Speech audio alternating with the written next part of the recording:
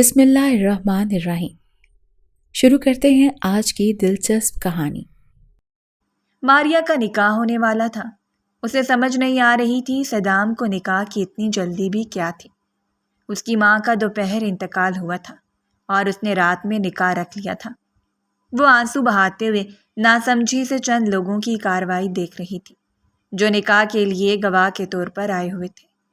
ماریا کے ہاتھ کپکپا رہے تھے، لبوں پر شکوے تھے۔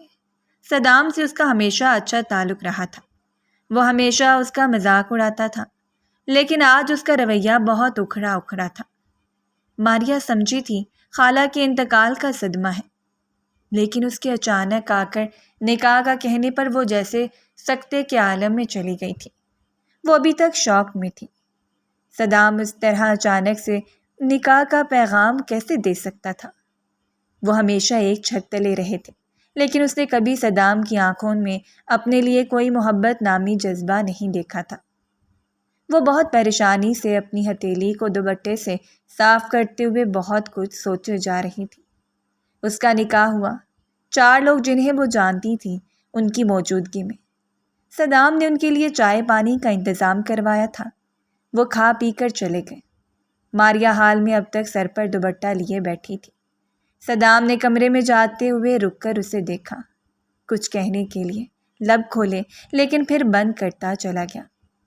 ماریا کو یہ نکاح سمجھ نہیں آیا، یہ محض نکاح تھا یا ساتھ اس کی رخصتی بھی ہوئی تھی۔ وہ سمجھی شاید اب صدام کو اس کے ساتھ اکیلے رہنا معیوب لگ رہا ہوگا، جس کی وجہ سے اس نے جلدی نکاح کر لیا تھا۔ ماریا خود کو سوالوں کے جواب دیتی مطمئن کرنے کی بھرپور کوشش کر رہی تھی، لیکن دل تھا کہ مطمئن نہیں ہو پا رہا تھا۔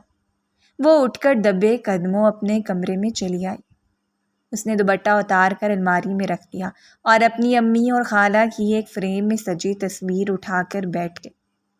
اس فریم کے شیشے پر اس نے ہاتھ پھیرا تو ایسا محسوس ہوا، ماں اور خالہ کا شفقت بھرا لمس اسے محسوس ہوا۔ ماریا نے تصویر سینے سے لگائی اور رونے لگی۔ اسے کچھ دیر ہی گزری ہوگی کہ جھٹکے سے کسی نے اس کے کمرے کا دروازہ کھولا تھا۔ صدام غصے سے سرخ چہرہ لیے کمرے میں آیا تھا اور ماریا کے کندھے دبوچ لیے۔ تم سمجھتی ہو یہاں چھپ کر بیٹھنے سے بچ جاؤ گی؟ کیا تمہیں نہیں معلوم نکاح کے بعد لڑکی کا کون سا کمرہ ہوتا ہے؟ وہ اس پر الزام لگاتے ہوئے بہت سخت لہجہ اپنائے ہوئے تھا کہ ماریا کی ریڑھ کی ہڈی میں سنسنی سی دوڑ گئی۔ وہ لبوں پر زبان پھیرتی اس کی سرخ آنکھوں کو دیکھ رہی تھی۔ وہ سمجھ نہیں پا رہی تھی اچانک سے صدام کو ہوا کیا تھا۔ اٹھو اور میرے کمرے میں آؤ۔ وہ اسے سخت لہجے میں آرڈر دے کر کمرے میں جیسے آیا تھا ویسے نکل گیا۔ ماریا کا وجود روتے ہوئے ہچکولے کھا رہا۔ زندگی اس پر کبھی مہربان نہیں رہی تھی، لیکن خالہ کے جانے کے بعد احساس ہوا وہ جب تھی زندگی اتنی ظالم بھی نہیں تھی جتنی اب ہو گئی تھی۔ صدام کا لہجہ اپنی ماں کے ساتھ دفن ہو گیا تھا۔ وہ ہمیشہ اس کا فیوریٹ کزن ہوا کرتا تھا۔ بچپن سے اب تک اس نے ماریا کا خیال رکھا تھا اور خالہ کے جاتے ہی اس کے تیور بدل گئے تھے۔ وہ شکوہ کرتی بھی تو کس سے کرتی؟ اب تو دنیا میں کوئی تھا ہی نہیں۔ اس کا دل پتے کی مانند لرز رہا تھا۔ وہ سست قدموں سے چلتی ہوئی صدام کے کمرے کی جانب آئی جہاں وہ سر ہاتھوں میں گرائے بیٹھا ہوا تھا۔ اس کی آہٹ محسوس کرتے ہی غصے سے دروازے کی جانب دیکھا۔ ماریا کا دل بند ہونے کے قریب تھا۔ اس کا ایسا رویہ اور آنکھیں اس کے لیے سہانے روح تھی۔ آئندہ میں تمہیں جو کہوں وہ 1 سیکنڈ کے اندر اندر ہو جانا چاہیے، ورنہ مجھ سے برا کوئی نہیں ہوگا۔ اس کی بھاری آواز سن کر ماریا اچھلی تھی۔ آپ کو کیا ہوا ہے؟ وہ پوچھنا چاہتی تھی اس کا رویہ اچانک سے تبدیل کیوں ہوا ہے، لیکن وہ بس اتنا ہی پوچھ پائی۔ روز جب تم اپنے کیے کا حساب دوگی سمجھ میں آ جائے گا مجھے کیا ہوا ہے۔ ابھی میرے اندر کے جانور کو مت جگاؤ۔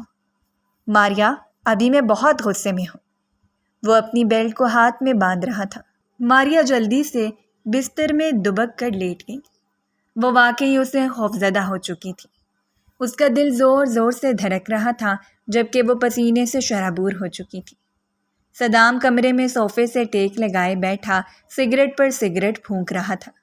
اس نے ہلکا سا کمفرٹر ہٹا کر اسے دیکھا، لیکن چہرے پر پتھریلے تاثرات دیکھ کر ماریا نے اپنا وجود کمفرٹر میں واپس چھپا لیا۔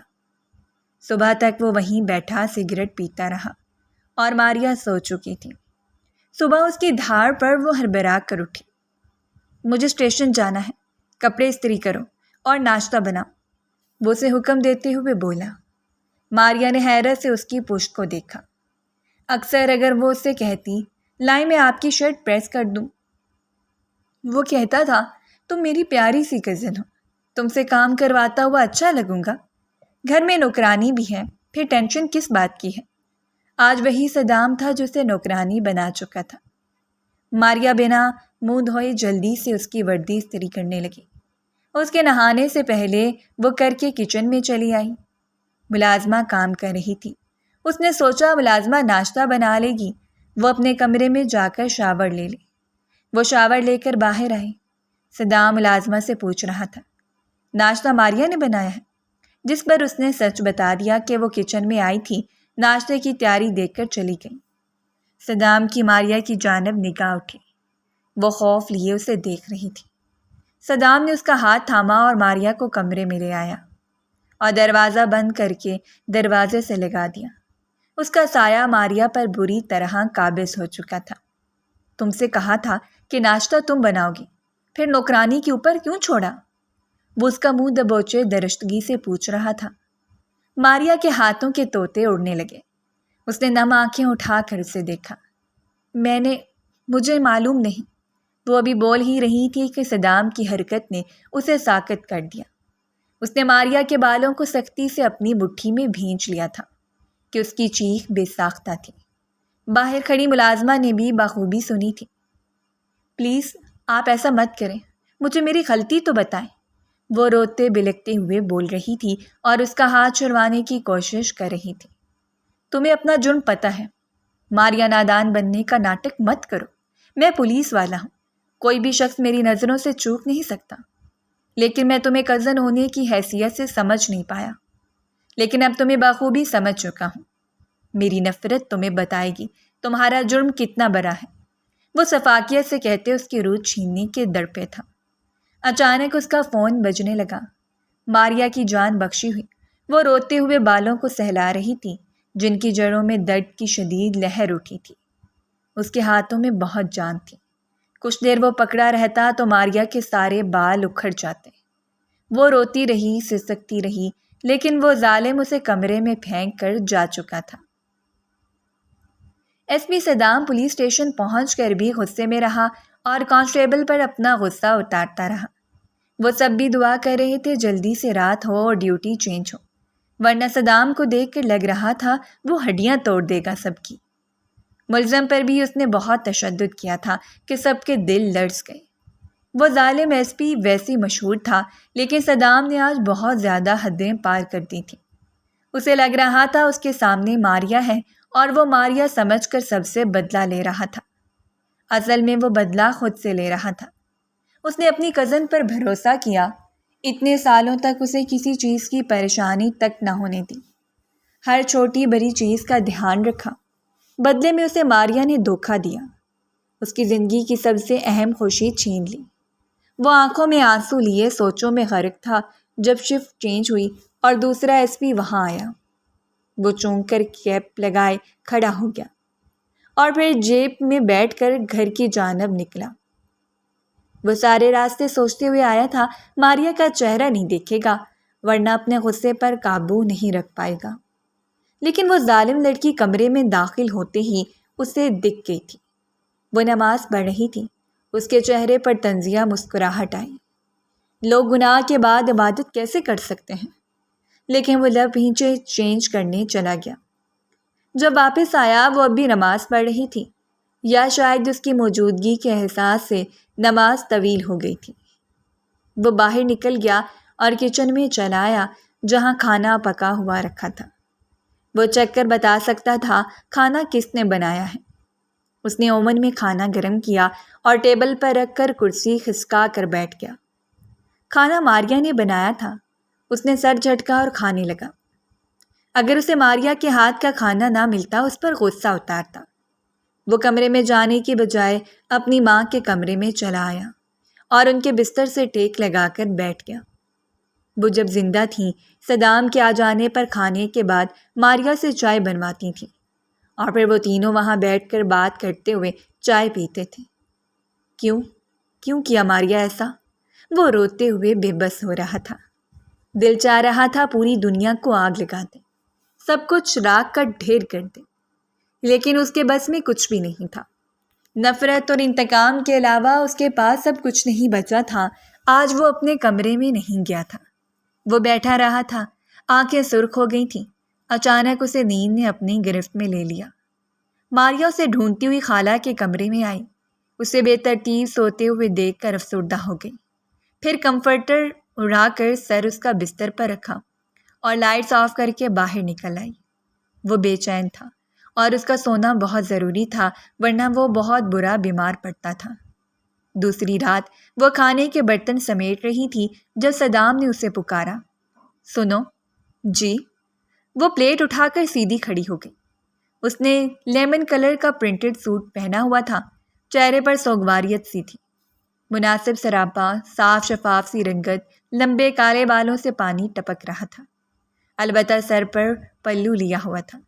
صدام نے نظریں ہٹا کر اس کے جی پر اسے دیکھا۔ مجھے کھانے کے بعد کافی پینے کی عادت ہے، وہ اپنی عادت بدل جانے کے بارے میں بتا رہا تھا۔ ماریا کو حیرت ہوئی، وہ ہمیشہ چائے کا دیوانہ رہا تھا۔ نماز کا وقت نکلا جا رہا ہے، پہلے وہ ادا کر لوں، دوپہر اور شام کی بھی قضا ہو گئی ہے۔ وہ اجازت لے کر اس کے جواب کی منتظر تھی۔ تم یہ کہنا چاہتی ہو میرے گھر کو صاف کرتے ہوئے تمہاری نمازیں چھوٹتی ہیں؟ آج اس نے ماریا کو پورے گھر کی صفائی کا حکم دیا تھا۔ صدام بے ساختہ کھڑے ہو کر تیش میں اس سے سوال پوچھ رہا تھا۔ نہیں، میرا وہ مطلب ہرگز بھی نہیں تھا۔ وہ نفی میں سر ہلاتے ہوئے ڈر ہی گئی تھی۔ تو کیا مطلب ہے؟ نماز کے فوراً بعد مجھے کافی چاہیے، اور کافی میں دودھ مت ڈالنا، سمجھی؟ وہ گھوری دے کر واپس بیٹھ گیا۔ ماریا حلق تر کرتے ہوئے اس بات میں سر ہلانے لگی۔ جلدی سے جا کر وضو کیا اور نماز ادا کی۔ نماز ادا کرنے کے بعد دعا کے لیے ہاتھ اٹھایا تو خاموش آنسو آنکھوں سے بہہ کر رخساروں پر بکھرتے چلے گئے۔ زبان سے ایک لفظ تک ادا نہ ہو سکا۔ آخر یہ کون سی غلطی کی سزا تھی؟ جتنا ظالم شوہر اس کی قسمت میں لکھ دیا گیا تھا۔ کیا کوئی اپنی بیوی سے بنا کسی وجہ کے اس طرح کا سلوک رکھ سکتا تھا؟ وہ اپنا تھا، سب کے بارے میں جانتا تھا، پھر بھی نہ جانے کس غلط فہمی کا شکار ہو چکا تھا۔ وہ رونے کے بعد جلدی سے اٹھی۔ اسے یاد آیا صدام نے اسے کافی بنانے کا کہا تھا۔ جائے نماز رکھتی جلدی سے کچن میں گئی اور کافی بنانے لگی، لیکن اس نے بے دہانی میں دودھ والی کافی ہی بنا لی تھی۔ اسے یاد ہی نہیں رہا تھا اس نے دودھ ڈالنے سے منع کیا تھا۔ وہ کافی کا کپ ٹرے میں رکھے صدام کو دینے کے بعد پلٹی ہی تھی کہ چھناکے کی آواز پر دم بخود رہ گئی۔ کانچ کے ٹکڑے سارے فرش پر بکھرتے چلے گئے اور کافی فرش کو داغدار کر گئی۔ میں نے کوئی بکواس کی تھی تم سے؟ وہ اونچی آواز میں چیخ رہا تھا۔ اس نے پلٹ کر صدام کو دیکھا جو خونخوار آنکھوں سے اسے ہی دیکھ رہا تھا۔ کیا؟ ماریا کا پورا وجود ڈر سے کانپ رہا تھا۔ کہا تھا نا کافی میں دودھ نہ ہو؟ پھر؟ وہ شعلہ بار نظروں سے اسے گھور رہا تھا۔ اس کے چہرے کے گرد دوپٹہ نماز سٹائل میں بندھا ہوا تھا۔ سوری، میں بھول گئی تھی۔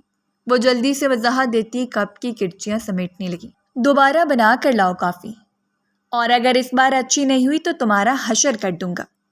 وہ بول کر غصے سے ریموٹ پھینک کر کمرے کی طرف چلا گیا اور ماریا وہیں بیٹھ کر زاروں کے تار رونے لگی۔ وہ کیسے بتاتی اس کے ساتھ زندگی نے کیا تماشا لگایا ہے؟ شادی جیسا رشتہ پھندا اس کے گلے میں آ چکا تھا۔ وہ کیوں کر رہا تھا اس کے ساتھ ایسا؟ ماریا سوچ سوچ کر تھک چکی تھی۔ بھوک سے بے حال ہوتی ہوئی صدام کے لیے بلیک کافی بنا لائی۔ اس بار صدام نے کچھ نہیں کہا۔ وہ کمرے میں ہی رہا جبکہ ماریا اپنے روم میں عشاء کی نماز پڑھنے کے بعد کھانا کھانے لگی۔ کھانے کے سارے برتن دھونے کے بعد وہ اپنے روم میں ہی پڑی رہی۔ نہ ہی صدام نے اسے بلایا، نہ ہی وہ جانے کی ہمت رکھتی تھی۔ اسے بہت سارا رونا تھا، اتنا کہ آج کے ملے سارے دکھ کم ہو جائیں۔ سب پر آنسوؤں کی اوس بڑھ جائے۔ رونے سے بہتر دوا فی الحال اس کے پاس کوئی نہیں تھی۔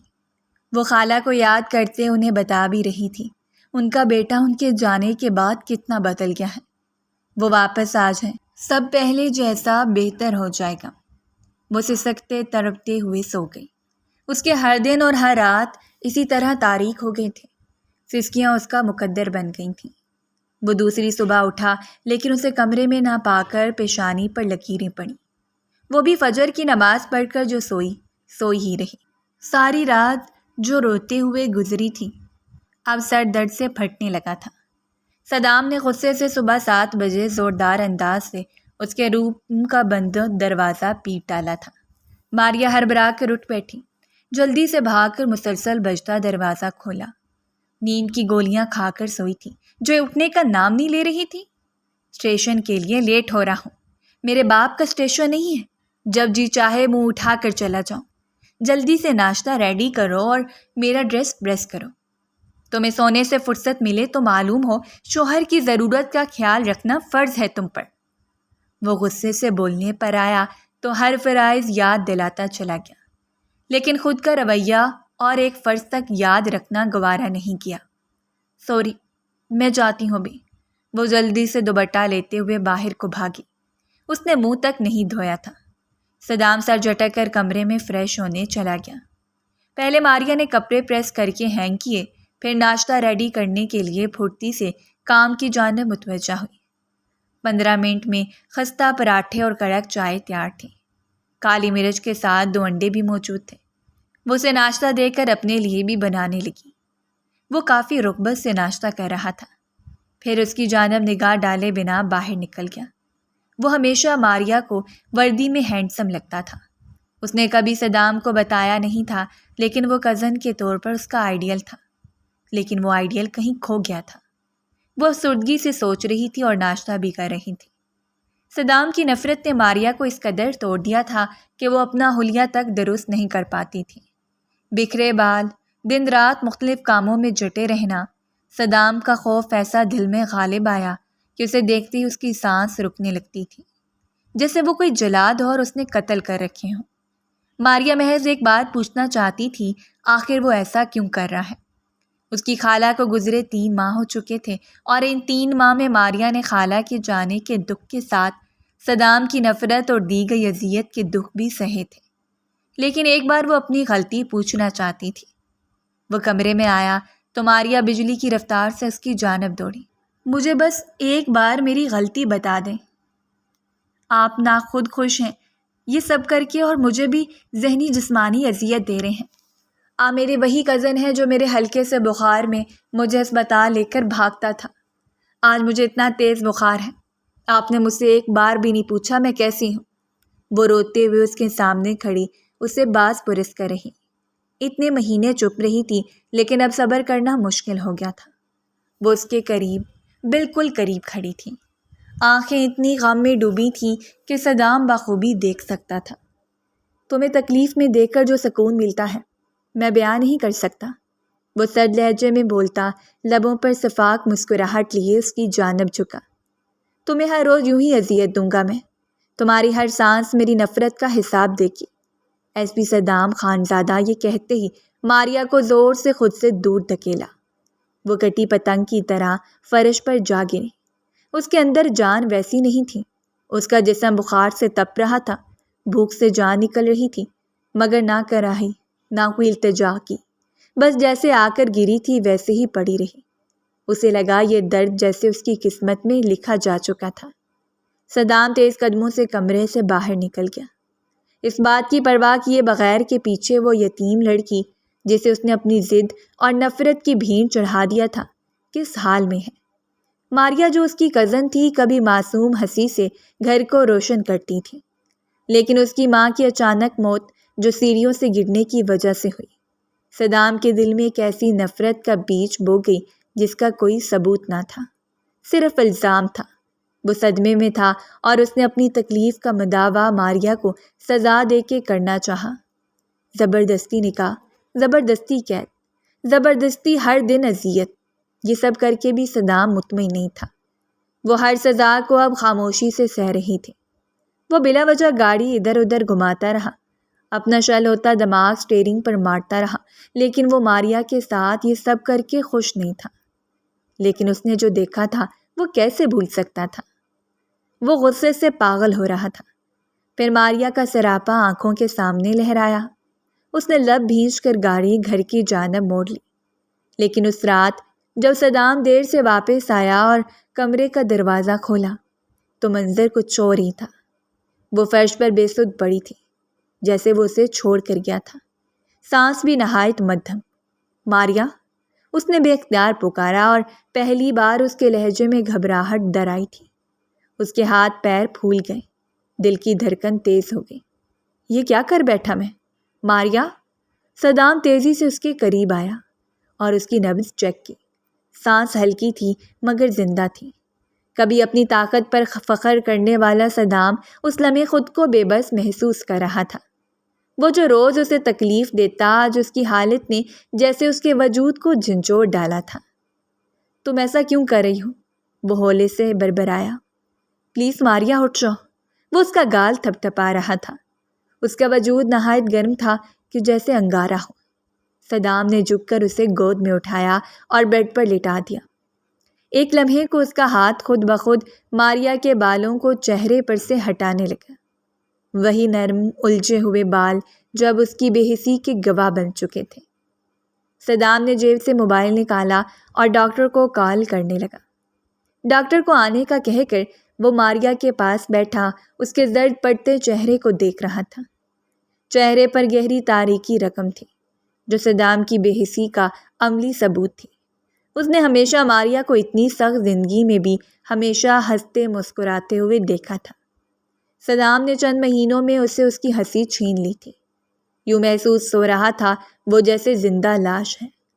صدام پہلی بار اسے غور سے دیکھ رہا تھا، جیسے اسے آج تک جیسے جانتا پہچانا نہ ہو۔ وہ ماریا یہ ہے ہی نہیں۔ یہ سب کیا کر دیا میں نے؟ وہ آہستہ سے بولا اور پہلی بار اس کی آنکھیں بھیگ گئیں۔ تھوڑی دیر بعد ڈاکٹر آیا، دوا دی، ٹیکا لگایا اور ہدایت دی۔ یہ ذہنی دباؤ کا نتیجہ ہے، آپ کو احتیاط کرنی چاہیے۔ وہ صرف جسمانی نہیں، ذہنی طور پر بھی کافی ڈسٹرب ہے۔ میں نے دوا دے دی ہے، تھوڑی دیر تک ہوش آ جائے گا، بس ان کا اچھے سے خیال کریں۔ ڈاکٹر نے پیشہ ورانہ انداز سے صدام کو کچھ ہدایات دیں، جسے سن کر صدام نے سر جھکا لیا۔ پہلی بار کسی نے اسے آئینہ دکھایا تھا۔ رات کے آخری پہر وہ ماریا کے پاس بیٹھا رہا، بغیر کچھ کہے۔ شاید یہ خاموشی اس کے ظلموں کا پہلا کفارہ تھی۔ ابھی بھی اس کا چہرہ زرد بے جان سا لگ رہا تھا۔ اس کی آنکھیں بند تھیں، لیکن ایسا لگ رہا تھا جیسے کچھ کہنا چاہتی ہوں پر سکت نہیں ہو۔ جب صبح کی روشنی کمرے میں داخل ہوئی تو صدام اٹھا، مگر دل جیسے وہیں رہ گیا ہو۔ نہ جانے کیوں اب اس دل نے اس سے بغاوت کرنا شروع کر دی تھی۔ وہ دل اور دماغ کی جنگ لڑ رہا تھا۔ دل کہتا تھا ماریا ایسا کبھی نہیں کر سکتی۔ دماغ کہتا تھا آنکھوں نے خود دیکھا ہے، وہی سب سچ ہے۔ وہ بس کسی دن صدام کو بھی مار دے گی۔ وہ سب کچھ نظر انداز کیے ابھی محض ماریا کو اٹھا کر کھڑا کرنا چاہتا تھا۔ اس کے لیے اسے جلدی بیماری سے اٹھنا تھا۔ صدام نے اس کے لیے کیئر ٹیکر رکھوا دی تھی۔ وہ خود سے جنگ لڑ رہا تھا، ایسے میں ماریا کے سامنے جانے سے گریز ہی کر رہا تھا۔ کیئر ٹیکر نے اسے بتایا تھا کہ وہ ایک دفعہ بیڈ سے اٹھ رہی تھی اور اچانک چکر آنے کے سبب گر گئی۔ اس کے ہاتھ میں فریکچر ہو گیا ہے۔ اس نے سن کر سختی سے آنکھیں بند کر لی تھی۔ وہ ماریا کے سو جانے کے بعد کمرے میں جاتا تھا اور صبح جلد ہی کمرے سے باہر نکل آتا تھا۔ ماریا نے اس کی یہ حرکت نوٹ کی تو اس نے اپنا ٹھکانہ اپنے کمرے میں کر لیا۔ وہ اپنے کمرے میں پڑی رہتی تھی۔ صدام اس کا حال دیکھنا چاہتا تھا، اس لیے اس کے سو جانے کا انتظار کر کے 1 بجے کے قریب کمرے میں آیا۔ وہ سینے پر ہاتھ رکھے سو رہی تھی۔ ایک ہاتھ پر پلاسٹر چڑھا ہوا تھا۔ اس نے نرمی سے ہاتھ تھام کر دیکھا۔ پلاسٹر کی وجہ سے اس کا ہاتھ کافی بھاری ہو رہا تھا۔ اس کے کمزور وجود صدام کو گلٹ میں ڈال رہا تھا۔ ماریا کا رویہ اچانک بالکل بدل گیا تھا۔ پہلے وہ اسے بات کرنے کی کوشش کرتی تھی، اب بہت زیادہ خاموش ہو گئی تھی۔ اس کی خاموشی صدام سے لا تعلقی اسے اذیت میں مبتلا کر رہی تھی۔ اس کے ماتھے پر آئے بالوں کو پیچھے کر کے وہ اٹھ کھڑا ہوا۔ اچانک اس کے ذہن میں جھماکا سا ہوا۔ مما، اسے کچھ یاد آیا تھا اور وہ سیدھا اپنی مما کے اسٹڈی روم میں گیا تھا۔ وہ اپنی ماں کے پرانے اسٹڈی روم میں چلا گیا، وہ جگہ جو اس کی ماں کے گزر جانے کے بعد سے بند پڑی تھی، جہاں کبھی محبت، خوشبو اور ممتا بسا کرتی تھی۔ اسے یاد تھا اس کی مما بابا کے جانے کے بعد سے روز یہاں آ کر ڈائری لکھا کرتی تھیں۔ اس نے کافی دفعہ پوچھا تھا وہ ایسا کیوں کرتی ہیں۔ وہ اسے کہتی تھیں کہ وہ اس کے بابا سے باتیں شیئر کرتی ہیں۔ دھول سے ڈھکا ہوا ریک اس نے وہاں کی صفائی کرنے سے سب کو منع کر دیا تھا۔ وہ اپنی ماں کی چیزوں کو ہاتھ لگانے نہیں دینا چاہتا تھا، خاص کر ماریا کو اپنی ماں، ان کی یادوں اور چیزوں سے دور رکھنا چاہتا تھا۔ اسے ریک میں ترتیب سے کچھ نوٹ بک دکھیں۔ وہ سمجھ گیا یہی اس کی ماں کی ڈائری تھی جسے وہ اس کے بابا سے بات کیا کرتی تھی۔ اس نے ایک نوٹ بک کھولی اور لکھائی پہچانی ہوئی لگی۔ میری ماں کی تحریر، اس کے لب بربرائے تھے۔ وہ پڑھنے لگا۔ آپ کو باتیں ہوں، آج ماریا نے مجھے سیڑھیوں سے گرنے سے بچایا۔ میں گرنے والی تھی لیکن وہ دوڑتی ہوئی آئی اور میرا بازو تھام لیا۔ اگر وہ نہ آتی تو شاید میری ہڈیاں ٹوٹ جاتی۔ صدام سے اس کا ذکر نہیں کیا، کہیں وہ پریشان نہ ہو جائے۔ میرے معاملے میں وہ ماریا کو بھی ڈانٹنے سے نہیں چوکتا ہے۔ تاریخ حادثے سے 1 ہفتہ پہلے۔ صدام کے ہاتھ کانپنے لگے۔ تو یہ سچ تھا، وہ ماریا قصوروار نہیں تھی، بلکہ میری ماں کی آخری یادوں میں اس کی شکر گزاری تھی۔ اس نے اگلا صفحہ کھولا۔ آپ سے بات شیئر کر کے اچھا لگتا ہے، اس لیے بتا رہی ہوں۔ مجھے کچھ دنوں سے گھر میں عجیب محسوس ہو رہا ہے، جیسے کوئی مجھے نقصان پہنچانا چاہتا ہے۔ آج بھی سیڑھیوں سے پھسل گئی، لیکن شاید میرا پاؤں غلط پڑا اور میں نیچے جا گری۔ ماریا بدحواس ہو گئی، مسلسل میری مدد کی کوشش کرتی رہی۔ صدام شکر شہر سے باہر تھا، اس کے آنے تک مجھے جلد ہی خود کو ٹھیک کرنا ہے۔ پتہ نہیں کیوں مجھے لگ رہا کہ کچھ عجیب ہے۔ یہ صفحہ آخری تھا اور یہ الفاظ اس کی روح تک کو جھنجھوڑ گئے۔ صدام اسٹڈی میں دیوار سے ٹیک لگا کر بیٹھ گیا، جیسے اس کے اندر کا غرور مر گیا ہو۔ میں نے اس پر ظلم کیا، ایک ایسی لڑکی پر جس نے میری ماں کی جان بچانے کی کوشش کی تھی۔ میں نے ایک فرشتہ صرف لڑکی کو قید میں ڈال دیا۔ آنکھوں سے آنسو بہنے لگے، مگر اب پچھتاوا کم تھا اور ندامت زیادہ۔ میری ماں کس عجیب بات کا ذکر کر رہی تھی۔ بہت سے سوال تھے جن کے جواب اسے ڈھونڈنے تھے۔ اسے معلوم کرنا تھا آخر وہ بار بار حادثوں کا شکار کیوں ہوتی رہی تھی۔ پہلے اسے ماریا کے ساتھ جو کچھ کر چکا تھا اس کا کفارہ ادا کرنا تھا۔ وہ سیدھا ماریا کے کمرے میں آیا، اسے گود میں اٹھایا اور اپنے کمرے میں لے آیا۔ وہ بے خبر دماؤں کے زیر اثر سوئی ہوئی تھی۔ اسے جگہ کی تبدیلی کا بھی معلوم نہ ہوا۔ اسے اب ہر لمحہ اسے ساتھ رکھنا تھا۔ وہ جو بھی تھا اب ماریا کو نقصان پہنچانے کی کوشش کر سکتا تھا۔ وہ پرسوچ نظروں سے ماریا کو دیکھتے ہوئے سوچ رہا تھا کیا عجیب تھا۔ جاگتے رہنے کے سبب اس کی آنکھیں سرخ ہو گئی تھیں، لیکن وہ پھر بھی ابھی تک کچھ بھی معلومات نہیں نکال سکا تھا۔ ماریا کراہتے ہوئے اٹھی۔ صدام کی توجہ مبذول ہوئی۔ وہ اس کی جانب چلا آیا۔ کیا کہیں درد ہو رہا ہے؟ وہ اسے دیکھتے ہوئے پریشانی سے سوال کر رہا تھا۔ ماریا نے اس کے ہاتھ جھٹک دیے۔ درد دینے والے کو یہ سوال نہیں کرنا چاہیے، وہ 2 ٹوک لہجے میں کہتی ہوئی وہاں سے اٹھ کر واش روم میں چلی آئی۔ وہ پریشان نظروں سے اسے دیکھتا رہا۔ اس کا رویہ بتانے کے لیے کافی تھا اس نے ماریا کو کس قدر ہرٹ کیا ہے۔ وہ جان چکی تھی صدام اسے اپنی ماں کا قاتل سمجھتا ہے۔ ماریا، ہم ڈاکٹر کے پاس چلتے ہیں، تم ٹھیک نہیں لگ رہی ہو۔ صدام اسے دیکھتے ہوئے بولا، اس کا چہرہ بہت مرجھایا ہوا تھا۔ آپ نے یہ سب محض اس لیے کیا تھا کہ آپ کو مجھ پر یقین ہے۔ میں نے خالہ کو قتل کیا ہے؟ وہ بے بسی سے چیختے ہوئے پوچھ رہی تھی۔ صدام ساکت ہو گیا۔ بالآخر وہ جان چکی تھی صدام کا نکاح اور پھر بدلہ لینا، ان سب کے پیچھے کیا وجہ تھی۔ ماریا، وہ وضاحت میں کچھ کہنا چاہتا تھا۔ ماریا بپھر گئی۔ آپ کیسے سوچ سکتے ہیں؟ اس عورت کو جس نے مجھے یتیم پا کر یہ گھر دیا، ماں سے بڑھ کر محبت دی، اسے کیسے نقصان پہنچا سکتی ہوں؟ کیا آپ مجھے بچپن سے نہیں جانتے ہیں؟ کیا ایک غلط فہمی سے آپ مجھ پر کچھ بھی الزام لگا سکتے ہیں؟ وہ اس کا گریبان پکڑے سوال کر رہی تھی۔ اسے یہ بات اذیت دے رہی تھی۔ اس پر اس کی ماں جیسی ہستی کے قتل کا الزام کسی اور نے نہیں، صدام نے لگایا ہے۔ آئی ایم سوری ماریا، وہ بول رہا تھا۔ ماریا اسے جھٹک کر دور ہوئی اور کمرے سے نکل گئی۔ وہ بیمار تھی اور ڈپریشن میں بھی وہ اسے اکیلے چھوڑ کر اسٹیشن نہیں جا سکتا تھا۔ جب خطرہ گھر میں ہی تھا، وہ کیسے کسی پر بھروسہ کر سکتا تھا؟ اسے ماریا کو سمجھانا تھا، لیکن وہ ایموشنلی بہت ڈیمیج تھی، ابھی بات نہیں کی جا سکتی تھی۔ وہ اس کے اپنے کمرے میں ہونے کا یقین کر کے سوچتا رہا، ماریا سے اپنی غلطیوں کا مداوع کیسے کرے۔ اس کی ماں کہتی تھی ماریا کو کبھی گھر سے رخصت نہیں کریں گی اور اسے اپنی بہو بنا کر بڑے پیار سے رکھیں گی۔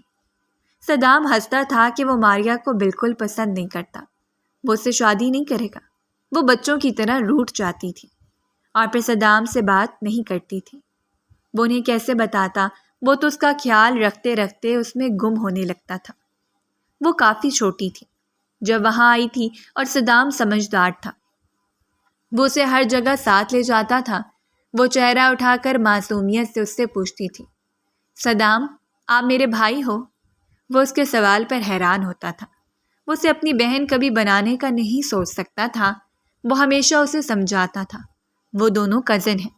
بھائی وہ ہوتا جو اس کے ماما بابا کی اولاد ہوتا اور وہ اس کے خالہ کی اولاد ہے۔ ماریا سمجھ کر سر ہلا دیتی اور کہتی، آپ مجھ سے بڑے ہیں، نام کیوں لوں آپ کا؟ اکثر اس کے بھائی کہنے پر صدام کہتا، میں تمہارا بھائی نہیں ہوں، نام لیا کرو میرا۔ اور صدام کو یاد تھا وہ آپ کہہ کر مخاطب کرتی تھی۔ اسے آج تک صدام کہنا عجیب لگتا تھا۔ وہ مسکراتے ہوئے بیتے لمحوں میں کھو سا گیا۔ وہ خود حیران تھا، ایک غلط فہمی میں وہ کیسے اپنی محبت پر سے اعتبار کھو سکتا تھا۔ ماریا کو ملازمہ نے دوپہر میں ناشتہ دیا۔ وہ کمرے میں ہی رہی۔ صدام سے جب برداشت نہ ہوا تو وہ کمرے میں چلا آیا۔ ماریا ڈر گئی تھی اور خوف سے آنکھیں پھیلائے اسے دیکھنے لگی۔ صدام کے دل پر غنصہ پڑا تھا۔ اس نے ایک جست میں فاصلہ عبور کیا اور ماریا کو گلے سے لگا کر رونے لگا۔ پلیز مجھے معاف کر دو ماریا، پلیز۔ وہ اس کے کندھے پر آنسوؤں کی بارش کر رہا تھا۔ ماریا کا سر نفی میں ہلا، وہ بھی رو رہی تھی۔ میں آپ کو کبھی معاف نہیں کر سکتی، وہ اپنی ہتھیلی سے آنسو صاف کرتے ہوئے بولی۔ صدام کا دل بری طرح سے دکھا تھا۔ وہ واقعی اس کے ظلم سہ کر بدل گئی تھی۔ آپ پلیز میرے قریب مت آیا کریں، مجھے خود سے گھن آتی ہے، وہ بولی تو صدام کا دل جیسے کسی نے مٹھی میں لے لیا۔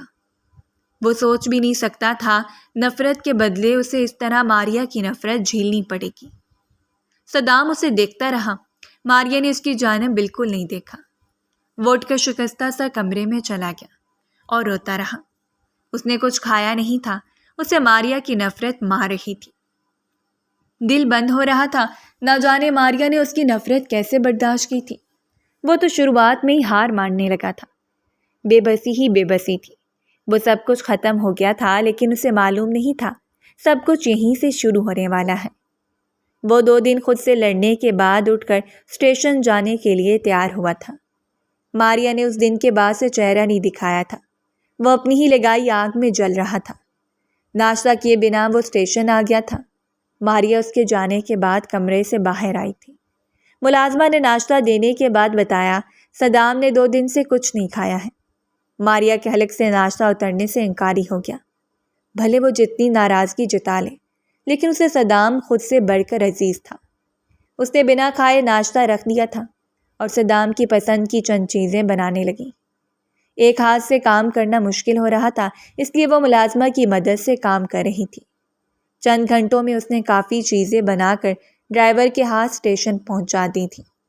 صدام اتنے سارے ٹفن دیکھ کر حیران ہوا۔ یہ کس نے کہا ہے تم سے یہاں لے کر آؤ؟ وہ غصہ ہونے لگا تھا۔ ماریا میم نے آپ کو دینے کا کہا تھا، وہ جلدی سے بول کر نکلا۔ صدام پہلے حیران ہوا، پھر مسکرانے لگا۔ وہ نفرت میں بھی نہیں بدلی تھی، محض اس کی خام خیالی تھی کہ ماریا سخت گیر ہو گئی ہے، لیکن اصل میں وہ صدام کی محبت میں مبتلا تھی، اور محبت اتنی آسانی سے ختم نہیں ہوتی۔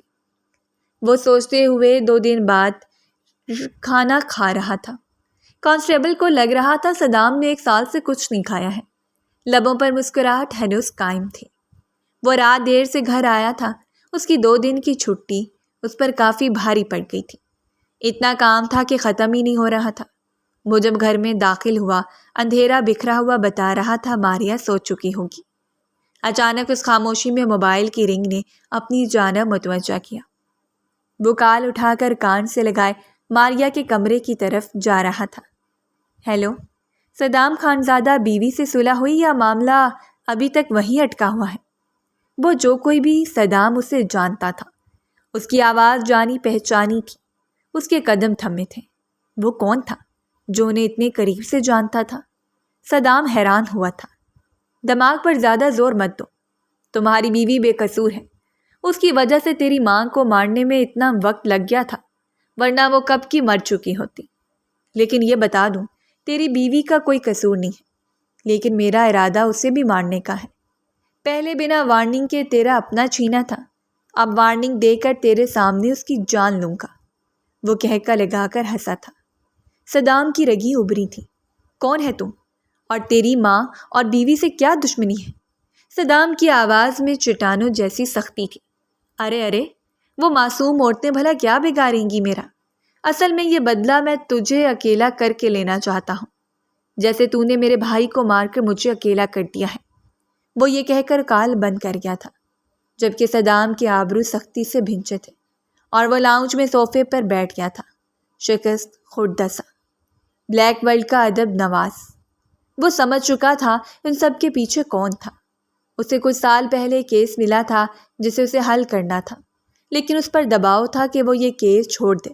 اسے دھمکیاں بھی ملتی رہی تھیں، لیکن صدام نے اپنی وردی سے انصاف کیا تھا۔ خیبر نواز جو اس کا بڑا بھائی تھا اور ہر کالے دھندے میں ملوث تھا، اسے کورٹ کے ذریعے جیل بھیجا تھا، لیکن پھر وہ کچھ ٹرائل کے بعد آزاد ہو گیا تھا۔ اوپر سے آرڈر آئے تھے اسے ٹارگٹ کلنگ میں مار ڈالو۔ اس نے ایک گن صاف کی تھی اور اسے ٹارگٹ کا نشانہ بنا لیا تھا، لیکن اس جیسے کئی اور بھیڑیے ابھی بھی موجود تھے، جیسے اس کا چھوٹا بھائی ادب نواز۔ اس نے ضرور اپنا کوئی بندہ یہاں رکھا ہوا تھا، ورنہ وہ اندر کی خبریں کیسے نکال سکتا تھا؟ اماں ہی نوکرانی خود رکھتی تھیں، اور کسی نے انہیں اپنی باتوں میں لے کر ضرور یہاں کام کر کے اس کی ماں کی جان لی تھی۔ وہ جلدی سے اٹھا اور ماریا کے کمرے میں آیا۔ اسے ضرور معلوم ہوگا وہ کون تھی جو اس کی ماں کی ڈیتھ سے پہلے یہاں تھی۔ کمرے میں اندھیرا تھا اور ماریا سکون سے سوئی ہوئی تھی۔ وہ کشمکش میں پڑ گیا، اٹھائے یا نہیں، پھر اس کی جانب قدم بڑھائے۔ وہ اپنی ماں کو کھو چکا تھا، ماریا کو کھونے کا تصور ہی جان لیوا تھا۔ وہ خواب میں بربرا رہی تھی، صدام صدام۔ جس نے کبھی اسے ہوش میں اس کا نام لے کر نہیں پکارا تھا، وہ خواب کی کیفیت میں اسے پکار رہی تھی۔ وہ شوق سے باہر آتے اسے سینے میں بھینچ گیا۔ وہ ابھی تک اس کا نام پکار رہی تھی۔ وہ اس کی کمر سہلا رہا تھا۔ اچانک اس نے ماریا کو جھٹکا دیا تاکہ وہ اپنے خواب سے بیدار ہو سکے۔ وہ آنکھیں کھولے صدام کو دیکھنے لگی۔ اس نے ماریا کو کمر سے تھام کر اٹھایا ہوا تھا۔ وہ آپ کو مار دیں، وہ خواب کسی کیفیت میں اسے بتا رہی تھی۔ ماریا مجھے کوئی نہیں مارے گا، پریشان نہ ہو، وہ بس خواب تھا۔ وہ اس کے بکھرے بالوں کو سمیٹتے ہوئے بولا، نہیں آپ سمجھ نہیں رہے، وہ آپ کو مار دیں گے۔ وہ نفی میں سر ہلاتے اس نے نہ سمجھ پانے پر چڑی تھی۔ اس نے سوال پوچھنے کا ارادہ ترک کیا اور اس کو پانی پلانے لگا۔ وہ صدام کے سینے سے لگی لمبی سانسیں لے رہی تھی۔ وہ نرمی سے اس کے بال سہلاتے رہا۔ وہ واپس غنودگی میں جا چکی تھی۔ صدام وہاں سے نہ اٹھا، کہیں وہ دوبارہ نہ ڈر جائے۔ وہ اس کا سر سہلاتے سہلاتے بیٹھے بیٹھے ہی سو گیا۔ وہ بھی کافی تھکا ہوا تھا۔ کمرے میں اب صرف سانس لینے کی آواز سنائی دے رہی تھی۔ دونوں ایک دوسرے کے ساتھ پہلی بار مطمئن ہوئے تھے۔ صبح ماریا کی آنکھ کھلی۔ اسے یوں بیٹھے دیکھ کر وہ حیران ہوئی تھی، لیکن اسے رات کا اپنا برا خواب بالکل یاد نہیں تھا۔ وہ اس کی گردن سیدھی کرتی اٹھی تھی، لیکن صدام نے اس کا ہاتھ تھام لیا تھا۔ تھوڑی دیر اور لیٹ جاؤ پلیز، اس کے لہجے میں آس تھی۔ ماریا واپس آ کر لیٹ گئی۔ وہ سیدھے لیٹ کر آنکھیں موند گیا۔ ماریا اسے دیکھتی رہی، اس کے پاس رہی بنا کسی وجہ اور غصے کے۔ وہ 8 بجے کے قریب دوبارہ اٹھا تو ماریا وہاں نہیں تھی۔ وہ سر پر ہاتھ پھیرتے باہر آیا۔ وہ ناشتہ بنائے اس کا انتظار کر رہی تھی۔ سوری، میری وجہ سے تم لیٹ اٹھی، وہ شرمندگی سے بولا تھا۔ ماریا نے جواب نہیں دیا۔ مجھے تم سے کچھ پوچھنا تھا، پلیز مجھے سوچ سمجھ کر جواب دینا۔ ماما کے کیس کو حل کرنے کے لیے ضروری ہے۔ ماما نے ڈیتھ سے پہلے کوئی نئی نوکرانی رکھی تھی؟ وہ عورتوں کے معاملات سے دور رہتا تھا، لیکن یہ نہیں جانتا تھا یہ معاملات اس کی دشمنی سے جڑ جائیں گے۔ ہاں، خالہ کوئی بھی غلطی ہونے پر نوکرانی چینج کر لیتی تھی۔ پچھلی بار شاموں کو انہوں نے بلا وجہ نکالنے کی دھمکی دی تھی، لیکن وہ رونے لگی کہ اس کے چھوٹے بچے ہیں، نہ نکالیں۔ میں نے خالہ سے وجہ پوچھی تو انہوں نے کہا پریشان نہیں ہو، سب ٹھیک ہے۔ حالانکہ خالہ کے ساتھ عجیب باتیں ہو رہی تھیں۔ میں نے ان سے کہا آپ کو بتا دیتے ہیں۔ انہوں نے اپنی قسم دے کر روک دیا۔ وہ آہستہ آہستہ سب کچھ بتانے لگی تھی۔ صدام کے آبرو میں تناؤ پیدا ہوا تھا۔ شامو کہاں ہے اب؟ وہ اسے ڈھونڈ کر سب اگلوا لے گا۔ میں نے اس کے شوہر کو خالہ کی ڈیتھ کے بعد کال کی اور پوچھا وہ کب آئے گی جاب پر۔ اس کے شوہر نے کہا شامو اب اس دنیا میں نہیں رہی ہے، کسی نے اسے مار دیا ہے۔ وہ افسردہ ہو چکی تھی۔ تم یہ سب باتیں مجھ سے کیسے چھپا سکتی ہو ماریا؟ وہ حیران تھا۔ اتنا کچھ ہوتا رہا اور اسے خبر تک نہ ہوئی۔ آپ مجھے دیکھ کر غصہ ہو جاتے تھے، بات نہیں کرتے تھے، کیسے بتاتی؟ وہ نمی لیے پوچھ رہی تھی۔ صدام نے اپنا سر ٹیبل پر پٹکا۔ میں نوکرانی کو نکال رہا ہوں، تم ہمارے کام خود کرنا۔ میرا ایک دشمن ہے، وہ ان سب کے پیچھے ہے۔ تمہیں اس لیے بتا رہا ہوں تاکہ تم محتاط رہو۔ گھر میں کسی کو گھسنے مت دینا، میں جلدی اس کا قصہ ختم کر دوں گا۔ وہ اس کا ہاتھ تھامے بولا مجھے ایک بار معاف کر دو پلیز، میں تمہارے ساتھ ہمیشہ ایک خوبصورت زندگی کا خواب دیکھتا آ رہا ہوں، پلیز مجھے اور سزا مت دو۔ ماریا، میرا دل زخمی ہے اور زخم برداشت نہیں کر سکتا۔ اس کی آنکھیں پل میں نم ہوئی تھیں۔ ماریا نے اس کا ہاتھ پر اپنا ہاتھ رکھ دیا تھا۔ آپ ہمیشہ میرے آئیڈیل مین رہے ہیں، میرے لیے آپ کا یہ بدلاؤ بہت جان لیوا تھا، وہ پوری سچائی سے بولی۔ صدام نے شرمندگی سے نظریں چرائی تھیں۔ آپ کو موقع دیا، ابھی جائیں، رات میں بات کریں گے۔ وہ نوکرانی کو جاب سے نکال کر اسٹیشن چلا گیا۔ آج اسے گھر جانے کی جلدی تھی۔ ماریا نے اسے قبول کر لیا تھا، بہت سے خوشگوار لمحات اس کے ساتھ گزارنا چاہتا تھا۔ ماریا لبوں پر شرمیلی مسکراہٹ سجائے کچھ انتظام کر رہی تھی۔ صدام کی برتھ ڈے تھی، رات 12 بجے وہ اسے سرپرائز دینا چاہتی تھی۔ اس نے صدام کا دیا تحفہ ریڈ کلر کی خوبصورت سی میکسی نکال لی تھی۔ کیک اس نے خود بیک کیا تھا۔ صدام کے کمرے کو اس نے خوبصورت سا سجا بھی دیا تھا۔ کینڈل وہ اس کے آ جانے پر جلاتی۔ وہ 10 بجے کے قریب سب انتظام کر کے سوچ رہی تھی اسے 12 بجے تک کمرے میں جانے سے کیسے روکے۔ پھر بیماری کا ناٹک کرنے کا سوچا۔ وہ مسکراتی ہوئی ڈرائیو وے پر اس کا انتظار کر رہی تھی جب کسی نے اس کی گردن پر گن رکھی تھی۔ ہوشیاری مت کرنا لڑکی، میرے ساتھ چل ورنہ تیرے ساتھ وہ ایس بھی مارا جائے گا۔ صدام کو سوچتے ہی ماریا نے ہاتھ اوپر کیے اور اس کے آگے چلنے لگی۔ وہ گاڑی میں بٹھائے نہ جانے کہاں لے جا رہا تھا۔ کچھ دیر بعد صدام لبوں پر مسکراہٹ سجائے وہاں آیا تھا۔ ماریا کو ڈھونڈ رہا تھا۔ کمرے میں آیا، خوشبو نے اس کا استقبال کیا۔ اس نے لائٹس آن کی، سامنے سجا ہوا کمرہ دیکھ کر لب مسکراہٹ میں ڈھلے۔ وہ ماریا کو ڈھونڈتا کچن میں آیا۔ وہ کیک تیار رکھا تھا۔ اس نے تاریخ دیکھی، اس کی برتھ ڈے اسٹارٹ ہونے والی تھی۔ وہ سب جگہ ماریا کو ڈھونڈ چکا تھا اور وہ نہیں تھی۔ وہ باہر آیا، ڈرائیو وے پر ماریا کا فون پڑا تھا۔ مطلب اسے کوئی اغوا کر کے لے گیا تھا۔ صدام بنا تاخیر کیے باہر بھاگا۔ وہ اسٹیشن پہنچ کر ماریا کو ٹریس کر رہا تھا۔ کچھ مشکوک گاڑیوں کو ایڈریس نکالا۔